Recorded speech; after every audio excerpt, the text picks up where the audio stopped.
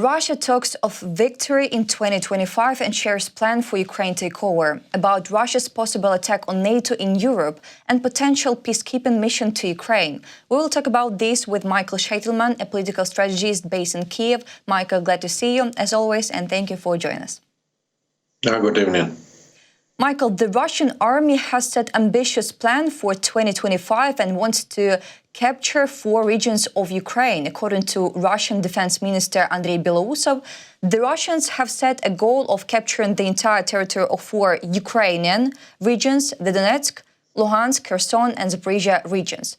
Bilan said in 2025, Moscow plans to win the war in Ukraine and achieve the goals announced by dictator Putin in June. First of all, I need to say that the Donetsk, Luhansk, Kherson and Zaporizhia regions, it is Ukraine and always will be Ukraine. Second, what do you think about these pointless deadlines? Well, that is not the first deadline and not first plans we hear from Russia. For example, we should recall their plans for this year, for 2024. And their plan was, for example, to capture Kharkiv city, Odessa and Dnipro. And they started Kharkiv operation in May 10th. So it was more than half a year ago. And they moved forward about 5 kilometers towards Ukrainian territory in Kharkiv region. That's the only result. Next, this year was the year that they moved forward, really, Russian forces in all the front lines inside Ukraine. But in total, as Minister of Defense, Mr. Bilan, Russian Minister of Defense, reported today, they captured 4,500 square kilometers, 4,500 square kilometers of Ukrainian territory, which is less than 1% of Ukrainian territory. That is everything that they captured this year, and they lost this year about 200,000 or 300,000 people in these battles, and they spent a huge amount of money in military budget, which was about $150 billion this year. So with all of this huge investment, they just move forward for 4,500 square kilometers. And when we study their plans, let's say, so it sounds like they want this year, next year, 2025, to capture 2 huge cities in Ukraine, city of Kherson and city of Zaporizhia. City of Zaporizhia, for example, this is the city with more than 1 million people, more than 1 million population. And we can compare to this year achievement of Russian Federation. This year, they captured in total cities of total population. I mean, this Avdiivka and Ugledar, and totally it is something about 50 or 60,000 people, population of these cities. And Ukraine also captured Russian cities, because Ukraine captured city of Sudzha in Kursk region. Maybe they mean in these plans that they will capture Ukrainian territory and Ukrainian army will march towards Moscow and capture Moscow, for example. And finally, well, it was sarcasm now, but finally, any movement of Russian army doesn't mean that war will finish and it will be not victory, because Ukraine will not stop. If Russian Federation moves to some cities or some village inside Ukrainian territory, it doesn't mean that Ukrainian army want to surrender and want to say, okay, you captured what you wanted, that's enough, let's stop the war. No, it doesn't mean that Ukrainian army will stop the war. So it sounds like, I understand why Mr. Bilan claim all these plans. Because he is new defense minister, but he is defense minister more than half a year. And he needs the results, he needs an achievement, and he needs the budgets. He asked from Putin for huge budgets, again, hundreds of billions of dollars for next year. And for receiving these budgets, he needs to say that he will have an achievement. Michael, also Russia continues to exaggerate the military losses of the armed forces of Ukraine in the war. Allegedly, since the beginning of the full-scale invasion, Ukraine has lost 1 million of its soldiers during hostilities, the Russian Minister of Defense reports, citing its head Andrei Bilan. So this is nonsense, but for what purpose does he say this? No, that tactic they started from the very first day of the war. We remember that Mr. Konashenkov, who is the speaker of Russian Defense Ministry, he had a daily press conference about Ukrainian losses, also in technique and in people. And when we, let's say, if we count everything that he said during these 3 years, so totally Ukraine lost not only 1 million, as Putin say today, but 10 million people or something like that. And Ukraine also lost thousands of fighter jets and tens of thousands of tanks, or hundreds of thousands of tanks. So Ukraine lost more than exist in the world, tanks and fighter jets at all, not only in the Ukrainian army. So that is the Russian permanent tactic to say that, okay, we know they said during after 3 days of war, they said that they destroyed half of Ukrainian air forces, for example. Just after 3 days of the war, they reported about that. And also they had a plan for 2022 to capture Kyiv, for example, and to capture all the Ukrainian territory. So, okay, everybody lies on the war, but Russians, they are very, very like that. Putin, the biggest liar, I agree with you, Michael. And also I see that Russian dictator Vladimir Putin said in a speech to the Russian defense ministry that the West was pushing Russia to the red line and Moscow could not help but respond. Reported by a Latvia-based Russian media outlet Meduza, and quote, the West is pushing Russia to the red line and Moscow cannot help but respond. About details, Putin also said that the serial production of the Oreshnik intermediate-range ballistic missile would begin soon, and the number of personnel in the Russian armed forces had been increased to 1.5 million. But about red lines, what is the red line for Putin for today? Well, we very like these red lines. Also, President Biden, for example, likes this phrase by Putin, red lines. We have red lines, but they speak about red lines every time then West make some new moves in this war. I remember what, for example, HIMARS was the red line. After supplying HIMARS or after supplying artillery towards Ukrainian army, Russians said that they will use nuclear weapon. And Russians also said that they will use nuclear weapon after Germany supplied tanks. But Germany supplied tanks and Russia didn't use any nuclear weapon. And also they said that their red lines, for example, it is F-16 fighter jets, that also was the red lines. And the very last red line was ATACMS and which struck Russian territory. That was very, very red, absolutely red lines. But with time, we are used for these Russian red lines, and we know that they just don't have any, because they have not any tools to exaggerate this war. They just don't have any new tools to make anything. They just can continue do that they do. But they do that 3 years. So we just used for everything, and Ukraine is ready for everything, and also Europe and United States are ready for everything. So we don't believe in Russian red lines now. Michael, someone called them Putin's red lines, but we call them now brown lines. What has the color brown? So that's it. And also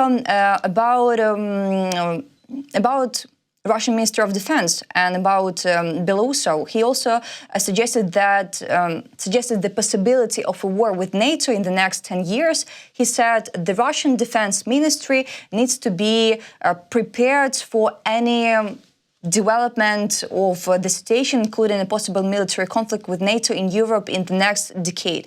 What do you think? It is mass intimidation against West, or Russia really preparing for war with NATO?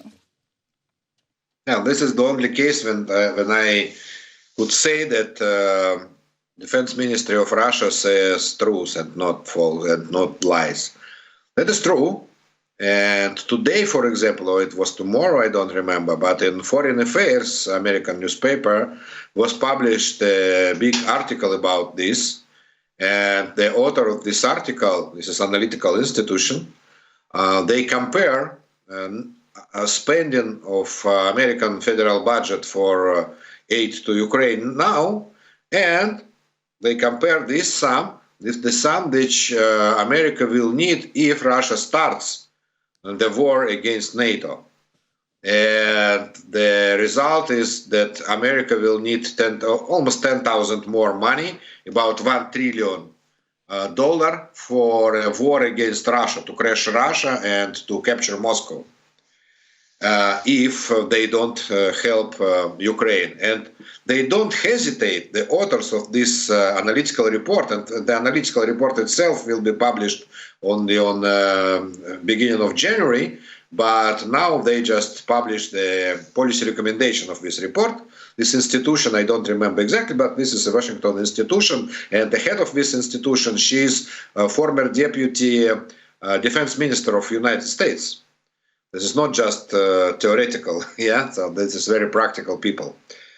So they say, and they don't hesitate, that after Ukraine, after winning in war in Ukraine, after victory in Ukraine, Russia will continue and will capture all the Eastern European post-Soviet, let's say, post-socialistic states like Romania, Czech Republic, Slovakia, Bulgaria, Romania, and Baltic states, Latvia, Lithuania, Estonia. This is the goal which was de facto officially proclaimed by Russian Federation at the beginning of this war, that they want to recapture all the lands and all the countries which were part of Soviet Union or part of Eastern Bloc in Cold War.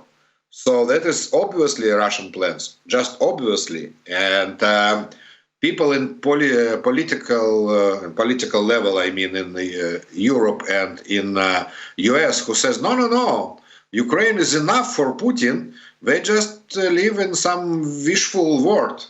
But in real world, which we know, Putin not once and not only Putin. We have also another representatives of Russian highest level of politics. For example, the chairman of parliament and deputy of chairman of National Security Council, Mr. Medvedev, who said that they want also to capture Germany, Berlin, and they want to destroy NATO and to destroy Washington by nuclear weapons. So that is absolutely clear. They says about this plan absolutely clear. We should not hesitate about that. Michael, Dmitry Peskov, spokesperson of Russian dictator Vladimir Putin, repeated that the latter had supported the Hungarian Prime Minister's initiative for Christmas ceasefire, and conversations with Viktor Orban, but Ukraine had allegedly not agreed to it, reported by Kremlin-aligned Russian news agency RIA Novosti. And quote from Peskov, "You know that Putin is talking to Orban.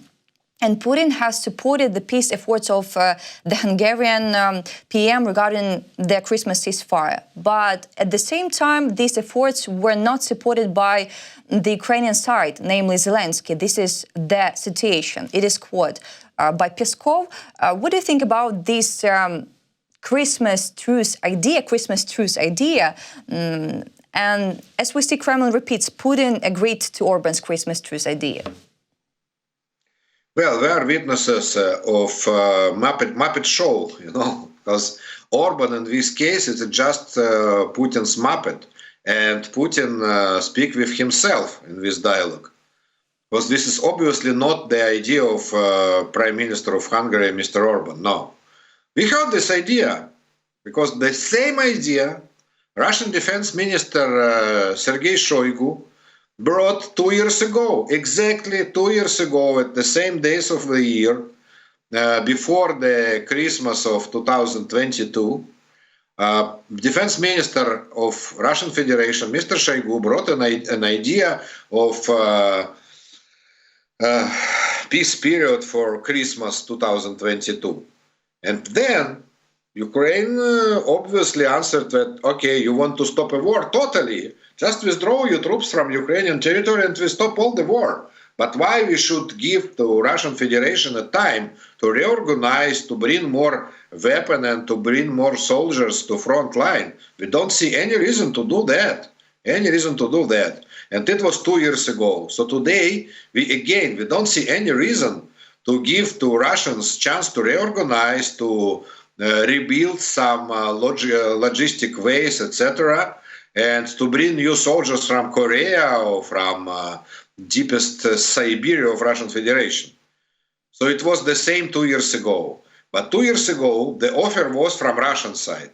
Now it is called like Mr. Orban initiative. But obviously, it was asked for from Mr. Orban by Kremlin to bring this so-called Hungarian initiative, but this is absolutely Mr. Putin initiative. Russians, they use their Muppets in Europe and also in some nearby countries, not in Europe, for these shows. For example, we used Mr. Lukashenko, who called himself Belarus president, despite losing the election in Belarus. And Mr. Lukashenko, for example, came to Moscow and asked Mr. Putin to continue dialogue in Istanbul format.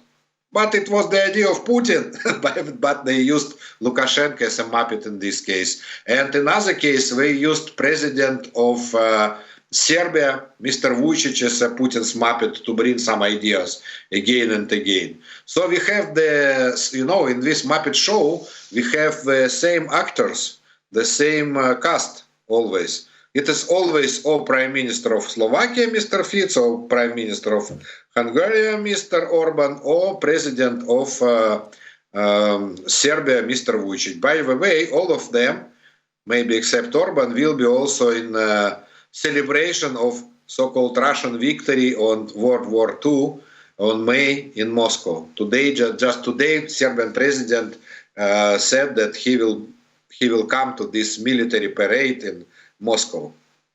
Michael, we talk a lot about peace, and Kaja Kallas, the European Union's High Representative for Foreign Affairs and Security Policy, has stated that peace must first be achieved before talking about sending peacekeepers to Ukraine, emphasizing that Russia is not ready for such a development. Do you agree with this statement, and what do you think about peacekeeping mission and also about peacekeepers to Ukraine?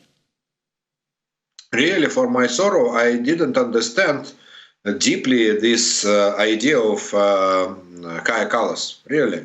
Because I didn't understand the logic of this. I'm serious now. She said that Russia not ready for what? For peace agreement, or Russia is not ready for peacekeepers? If we ask, is Russia ready for peacekeepers? Obviously not. Obviously not.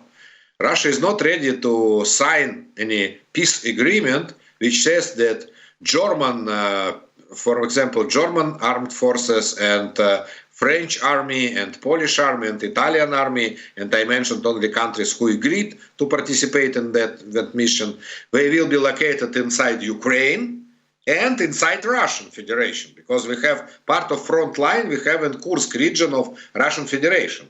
So in this case, German forces should be in Kursk region on the front line, to keep as peacekeepers. Obviously, Russia is not ready to any of these developments. Yes, but on the other hand, Russia is not ready also to sign any peace agreement with Ukraine. Just any peace agreement. We know what they claim. They claim this 4 and de facto 6 regions, because they claim also Crimea and Sevastopol. for Russian to lend it to Russian Federation. So Russia does not ready to any agreement, and all these conversations about in Europe now about peacekeepers, it is very theoretical. It is preparing to the case if Russia somehow will be pushed to this peace agreement by United States or by any other force, I don't know. But this is preparation only for this, let's say, force majeure situation. So I agree with Kaja Kallas, yes, but this is like obvious that Russia not ready to peacekeepers and Russia is not ready to peace agreement as well. Michael, let's talk about sanctions. Ukrainian Foreign Minister Andriy Sybiha has welcomed the approval of the 15th package of sanctions against Russia and stressed the need to continue to put pressure on the Russian economy. Sybiha called on the allies at the online meeting of Europe foreign ministers in Brussels to continue rising the cost of war for the aggressor state and its economy. Should we expect increase the pressure through sectoral sanctions against Russian metallurgy, energy and other critical sectors? Because we understand the lower the oil prices and energy profits for Russia, the closer a just peace will be. Yeah, with peace sanctions 15th package, we can say that it is too few and too late. The Europeans, they promised this package in summer, in past summer, yeah? And in this package, we expected sanctions against Russian aluminium, for example. No country is actioned sanctions about Russian aluminium. Yes, Americans, they at least took the custom barrier with 200% of Russian aluminium price, but we don't see any sanctions against Russian aluminium and other metals, by the way. And also we heard the promises about new sanctions about Russian gas, but we didn't see it in the new package. So in this new package, it is good that it exists, but it is absolutely not enough for being a good tool. So obviously this is the minimal package that European countries could agree with Hungary as a chair country of European Union. Till the new year, till the January 1st, Hungary is the chair country, of European Union, and they stopped all the deals around sanctions against the Russian Federation because Hungarian Prime Minister and Foreign Minister, they work for Kremlin, for Russian Federation, obviously. So in this package, we see only sanctions about some physical persons and some Russian ships which bring oil and gas. And that is also something absurdist, like Kafkianian example. They, in this package, we are seeing sanctions against some Russian military battalion. Really, for one of Russian military battalion, not against all the Russian army, which is army of aggression country. No, against one battalion, because exactly this battalion sent the missiles towards biggest children hospital in Ukraine, by the way, biggest children hospital in Europe, which destroyed Kiev's hospital for children. And they put sanctions only on this military unit, not all against all Russian army, but only against this military unit. So I could say this is only Kafkianian sanctions. Michael, we talked to you a lot about Syria last time, and now we see that the office of the former Syrian President Bashar al-Assad issued a statement on his behalf. It says that Assad stayed in Damascus on the morning of December 8th and left the country only in the evening of the same day. The appeal also states that his departure from Syria was not planned. After the rebels entered Damascus, Assad, in coordination with Russian allies, moved to Latakia to observe the fighting. What's happening in Syria now? And of course, your reaction on this first statement, Assad's first statement after fleeing Syria? Okay, what happens in Syria now, it is difficult to say sitting in Kiev, really. So what we can say here, and what I could follow, is only Ukrainian interest in this conflict and not total Syrian conflict. You need to ask somebody who is specialist in Middle East and not in Ukraine-Russian war. So our part, the part of Ukrainian-Russian war in Syria, is 2 military bases, which is very important for us, to destroy these military bases inside Syria, because Russians, they use that. They use that for transport, for example, Iranian weapon. I remember the case then the plane with Iranian drones landed inside Syria in Damascus airport, and the target was Moscow. I mean, they wanted to reload it to Russian military plans and to send it to Russian Federation. But Israel army destroyed that with airstrike, yeah? So now we see the same situation when Israel army just destroy a huge amount of the storage of the weapon of Syrian army. And this is very good news to Ukraine, because all of this Syrian army weapon is mostly Russian weapon and partly Iranian weapon, but mostly Russian. So Russia lost a lot of weapon in this conflict now, in Syrian conflict. And less personnel, but more weapon. And this is the best news for Ukraine. And this is the reason, maybe, that I know that some Ukrainian military specialists in drones, they also helped to Syrian opposition to achieve the victory in this war. This was reported by many defense agencies around the world. So this is the part of Ukraine in this war. Michael, thanks for this interesting and important conversation as always. I need to say that Michael Sheitelman, a political strategist based in Kiev, was with us today. Guys, subscribe on our YouTube channel, We're in Politics. Also, subscribe on Michael Sheitelman YouTube channel, and see you. Thank you, Olga, and bye.